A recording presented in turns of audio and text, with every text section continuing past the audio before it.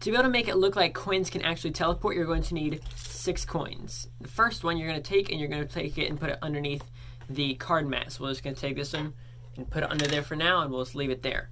The next one you're going to make sure is going to be the same year as the one that we just put underneath, and we're going to set that off to the side. The third one we're going to put into finger palm, which can be here. It doesn't matter which coin that is, as long as you know you can talk freely with it and you can be like this.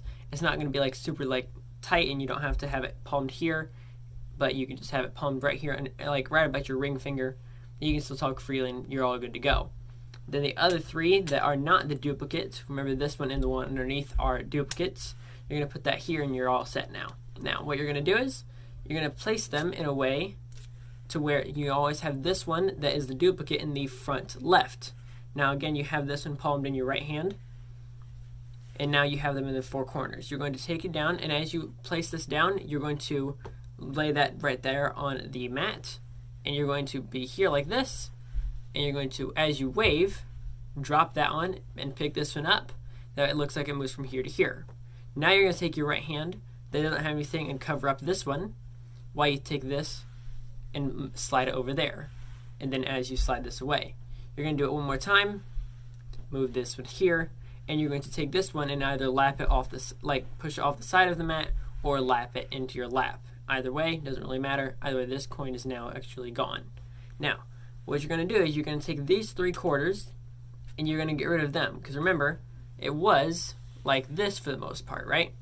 So the reason that we did it this way is that way the one that's the furthest to the left will be the one that is the duplicate. So you can get rid of the other 3. You're going to do a French drop, which is where you hold it between your thumb and then your index and middle finger. And as you come over to grab it, you're going to drop this down into that same finger palm that you had before, right? So as you come over to grab it, it just drops down and you're good to go, right? One more time, so you can make sure you see what's happening. It just does 2 rotations, comes 1 and 2, and lands in that finger palm, right? So that is the way that you do the French drop, and as over the cover of coming over to grab the coin, you can then use this here, and because it's in finger palm, you can use these fingers more freely, especially more your index fingers, so then you can even point over here when you still have it in this hand, right? So it's here, French drop, here, you're good to go. Now, clearly at this point, you're not going to want to show people that you have this one. You point over here, talk about how you're going to push it straight through the mat. You've pushed it through. You've pushed it through. Of course, you still have the coin here. You can then show that it is now the same year of a coin. You've now teleported the coins not once, twice, 3 times, but 4 times straight through the mat.